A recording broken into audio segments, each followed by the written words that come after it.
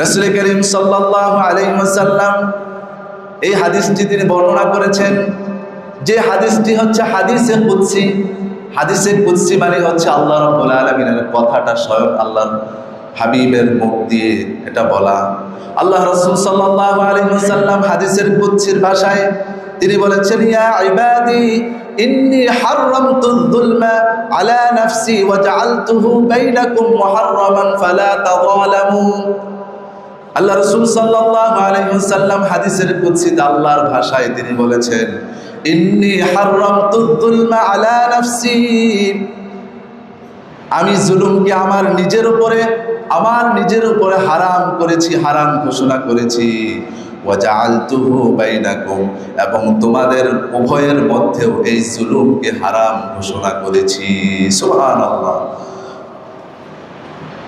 ফালা তাযালামু, এরপরে আল্লাহ রাসূল সাল্লাল্লাহু আলাইহি ওয়াসাল্লাম বলেছেন, ফালা তাযালামু, তোমরা একে অপরের উপরে তোমরা জুলুম করো না, নির্যাতন করো না, অবিচার করো না। বলি সুবহানাল্লাহ।